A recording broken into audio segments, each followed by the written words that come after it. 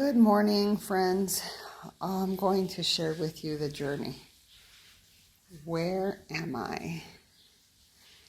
I am in Cuernavaca at Jorge's house. Here's Cooper, and it's been quite the journey. So, we left Ajijic and had movers come pack all my things, and it was just clothes and boxes of office things because his furniture is all getting packed within the next 2 weeks. I'm going to film this in parts. So we did the drive to San Miguel, and the movers, I'll just film around here at his house in the meantime. The movers took 8 hours to get there.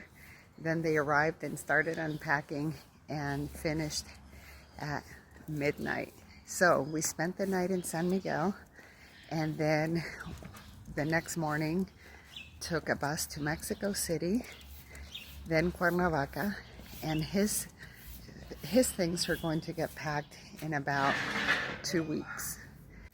I have a good friend that I'm going to tag here named Wendy Barajas. She's a psychologist, and when we went on a book tour last year, she spoke about how anyone and everyone without an education or life experience claims to be a coach or something like that.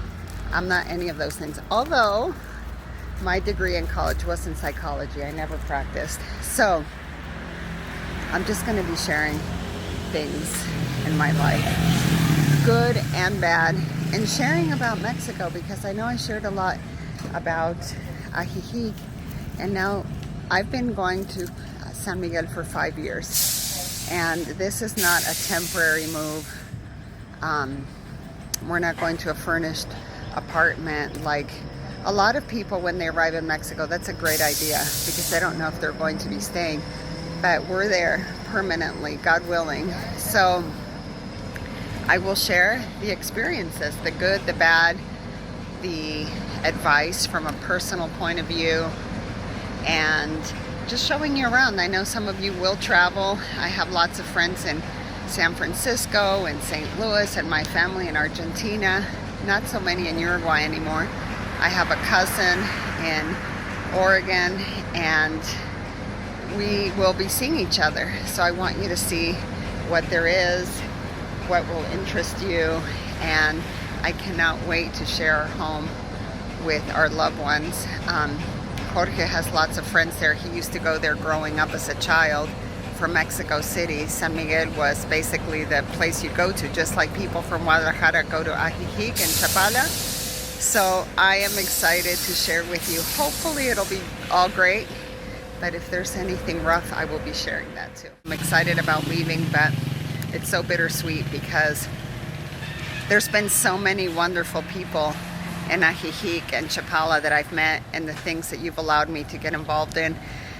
I didn't want to be there just to be there, right? To go out to eat, to take a exercise class. I wanted to do a lot more.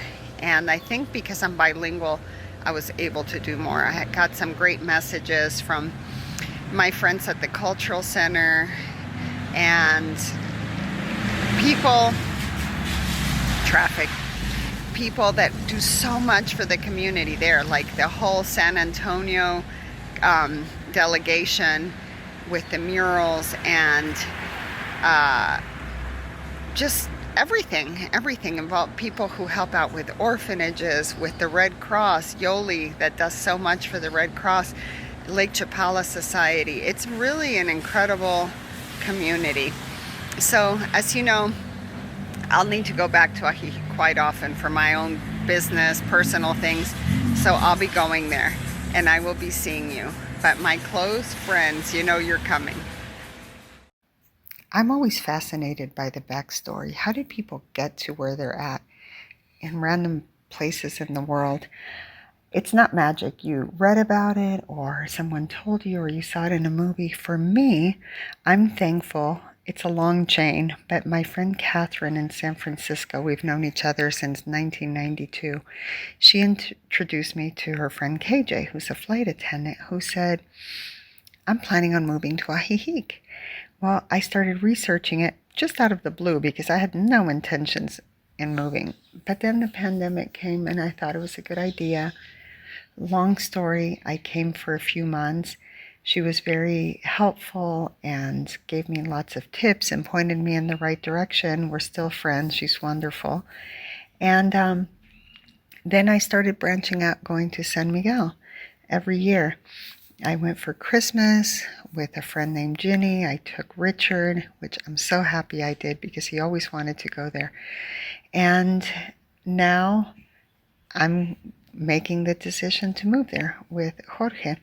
So that's how that came about. But I'm always so thankful because you don't just appear somewhere. There's a long chain behind you of influences, of people that gave you advice, guidance, or who you look up to, or who helped you take the plunge, right? Because sometimes people are hesitant or afraid, and when you see someone doing it, you do it as well.